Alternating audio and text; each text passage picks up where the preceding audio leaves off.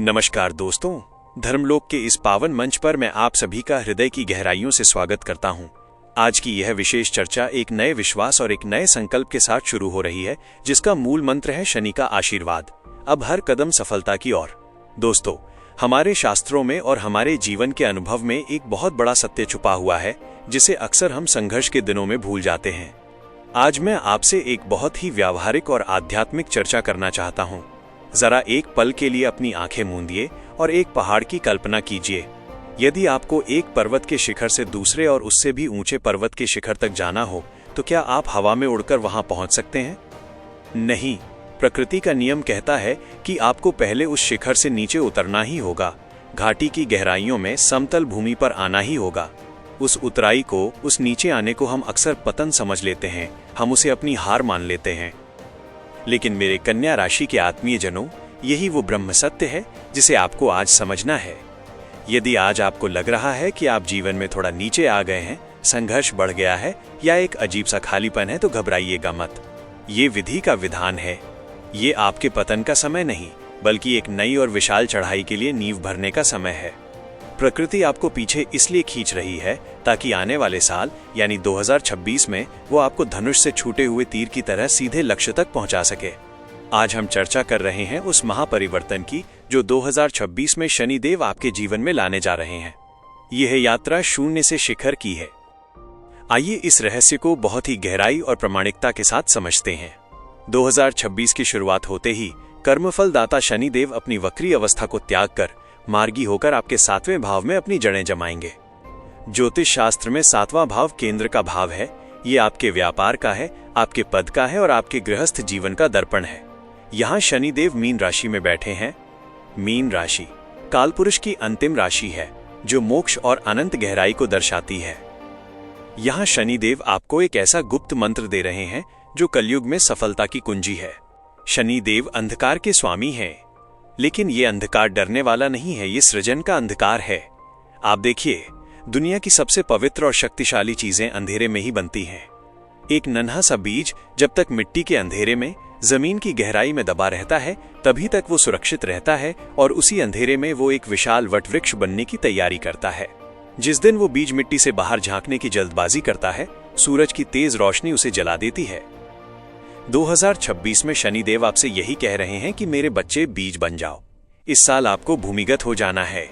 अपनी योजनाओं को, अपने आने वाले कल के सपनों को, अपनी कमाई को और अपने दाम्पत्य जीवन की खुशियों को दुनिया की नजरों से छिपाकर एक कवच में रखना है।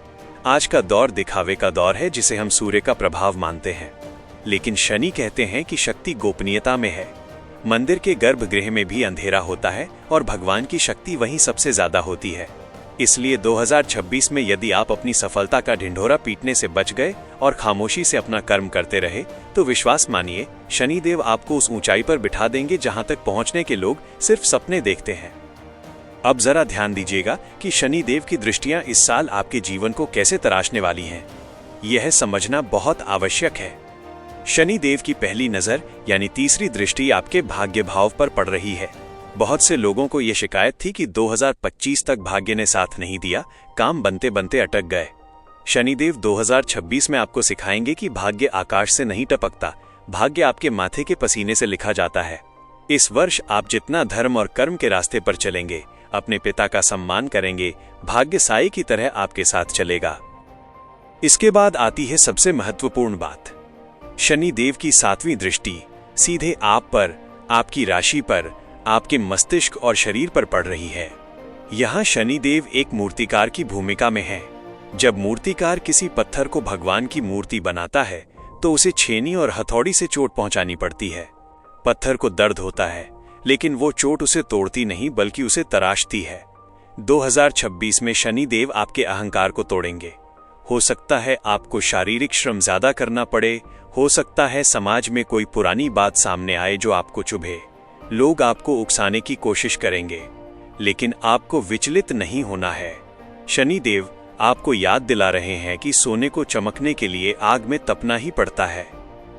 ये समय अपने आप को इतना मजबूत बनाने का है कि निंदा और अपमान का विष भी आपके लिए अमृत बन जाए।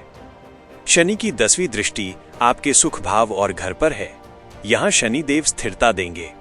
आप संपत्ति बनाएंगे, वाहन लेंगे, लेकिन दिखावे के लिए नहीं, अपनी आवश्यकता के लिए। शनिदेव चाहते हैं कि आप अपने घर की पवित्रता को बनाए रखें, घर के भेदों को घर की चारदीवारी में ही रहने दें। अब मैं आपको धर्मलोक की तरफ से कुछ ऐसे सात्विक और सिद्ध उपाय बताने जा रहा हूं जो 2026 में आपके लिए रक्षा कवच का काम करेंगे। इन्हें बहुत ध्यान से सुनिएगा और जीवन में उतारिएगा। पहला सूत्र है श्रम यज्ञ। शनिदेव को सिर्फ पूजा पाठ से प्रसन्न नहीं किया जा सकता, वे कर्म के देवता हैं। चूंकि उनकी नजर आपके शरीर पर है, तो आपको अपने शरीर को तपाना होगा। नियम बना लीजिए कि चाहे आप कितने भी बड़े पद पर क्यों ना हो, प्रतिदिन शरीर से इतना श्रम जरूर करेंगे कि पसीना बहे। चाहे वो व्यायाम हो, पैदल चलना हो या घर की सफाई। ये पसीना नहीं, ये आपके पाप और शनि के दुष्प्रभाव शरीर से बाहर निकल रहे होंगे। आलस्य को इस साल अपने घर की दहलीज लांघने मत दीजिएगा। दूसरा सूत्र है दीन सेवा। शनिदेव न्याय के देवता हैं और उन्हें वो लोग सबसे प्रिय हैं जो समाज के निचले वर्ग का सम्मान करते हैं। आपके अधीन काम करने वाले कर्मचारी, मजदूर, सफाई कर्मी, ये सब शनि के प्रतिनिधि हैं। इस साल उनके साथ बहुत प्रेम से पेश आएं। कभी कभी उन्हें भोजन कराएं, उनकी मदद करें।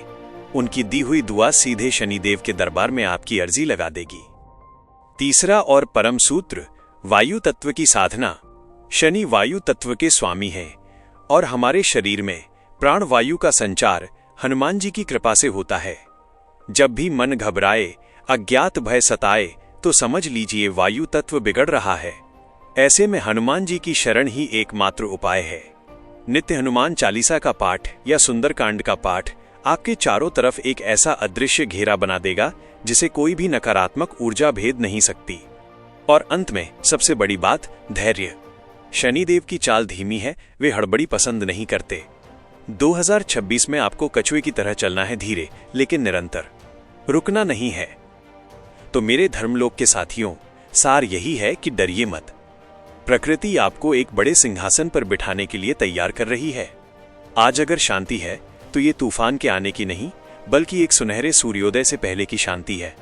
अपनी जुबान बंद रखिए, अपनी योजनाओं को गुप्त रखिए और अपनी सफलता को शोर मचाने दीजिए। मुझे पूर्ण विश्वास है कि ये जानकारी, ये चिंतन आपके जीवन को एक नई दिशा देगा। यदि आपको धर्मलोक का ये प्रयास और ये समझाने का तरीका सार्थक लगा हो, तो आपसे विनम्र अनुरोध है कि अपना प्रेम एक लाइक के माध्यम से जरूर व्यक्त करें। कमेंट बॉक्स में जय शनिदेव या जय सिया राम लिखकर अपनी उपस्थिति दर्ज कराएं। ये मंत्र आपके संकल्प को और दृढ़ करेगा। आपका आने वाला समय मंगलमय हो। आप शून्य से शिखर की यात्रा को निर्विघ्न पूरा करें। इन्हीं शुभकामनाओं के साथ जय श्री राम।